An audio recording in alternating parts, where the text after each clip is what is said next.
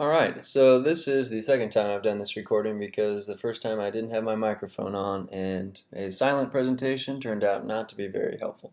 So the basal ganglia. Okay, so this image is adapted from First Aid 2013, and that's on page 416 if you want to reference that. And I added these little pluses, minuses, and question marks. And what those mean are that a plus, for example, if you were to stimulate any area with a plus in it with, say, an electrode, you're going to get ultimately an increase in movement. And in the same way, or in the opposite way, I guess, if you have a little minus, then you're going to get a decrease in movement ultimately if you were to stimulate there and then follow the path to see what it does. You'll notice up here with the dopamine receptors that in both cases, D1 and D2, it's going to be a little plus, therefore an increase in movement ultimately.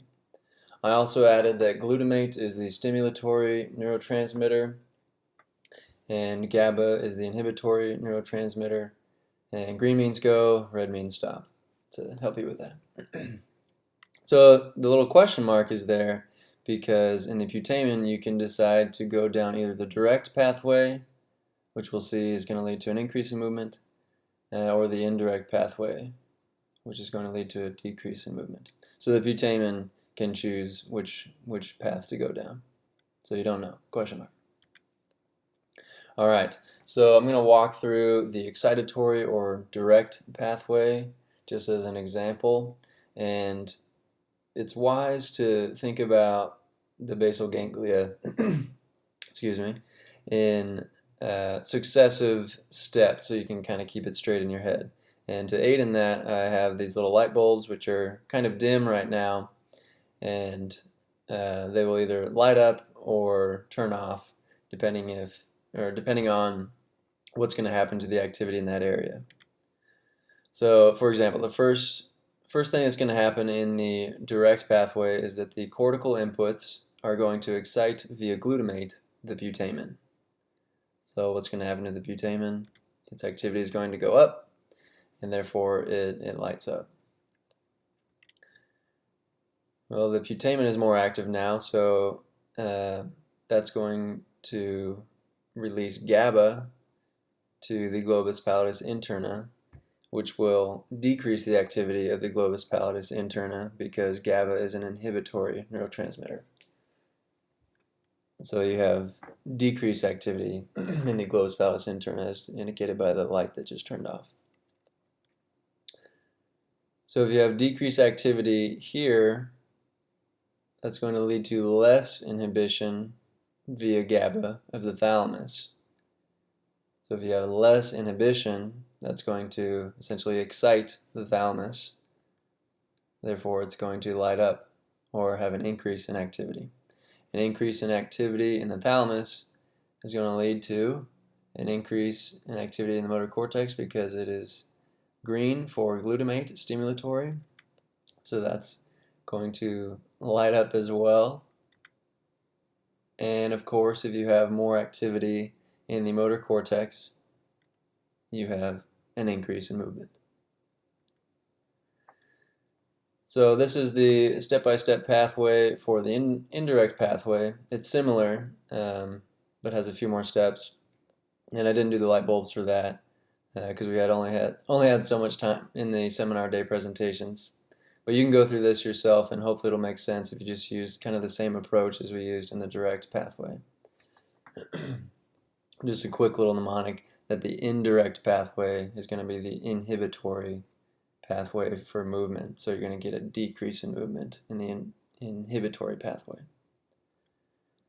How does dopamine come in here? Well, this little box is blown up here, so these arrows are these top arrows, and these red arrows are these two arrows here. So in both cases, you're ultimately going to get an increase in movement. That's why both have a little plus by them.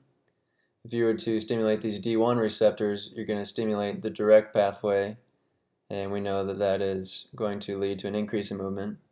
And then if you stimulate, you're going to be inhibiting the D2 receptors, which is going to lead to less activity of the indirect pathway. So you're in effect inhibiting an inhibitor. So you're going to get an increase in movement. Suffice it to say that if you're dealing with dopamine, you're going to get an increase in movement. And this SNC structure here is the substantia nigra pars compacta. Okay, so some mnemonics when you've got 72 seconds to answer a question. You don't want to go through this step-by-step pathway in your head every time. You can think, quick little hints, that the D1 receptor is going to be the direct pathway, as we saw here, and that the indirect pathway is going to be inhibitory to movement, so inhibitory or indirect pathway.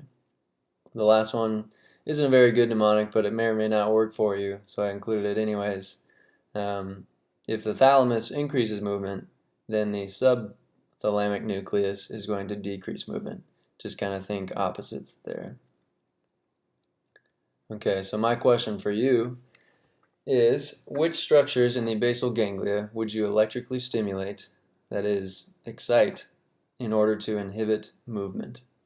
So if you were to stick an electrode anywhere in these structures, which would you pick in order to ultimately inhibit movement? Hopefully you pick the ones with little minuses in there, because that's the key, remember? So the answer is the globus pallidus interna, or the subthalamic nucleus. So not surprisingly, these are the structures stimulated in deep brain stimulation, which is a surgery typically used to treat dyskinesias seen in Parkinson's disease that are a result of levodopa and carbidopa treatment for Parkinson's disease. Those drugs, the goal is to increase movement, and you can increase it too much, so deep brain stimulation kind of backs that back down to control it into a therapeutic window that is neither too much or too little movement.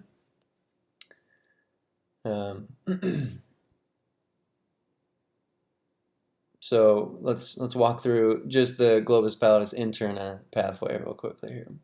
So if we were to put an electrode right here, we would obviously be increasing the activity of the globus pallidus interna, stimulating that. So you're going to get more inhibition, red arrow, GABA, of the thalamus. So the thalamus light is going to be brighter or turn off. It's going to turn off. So if you have less activity in the thalamus, what's going to happen to the motor cortex? That's also going to become less active. And of course, less activity in the motor cortex is going to mean less movement overall, which was the goal of deep brain stimulation and the goal of the question.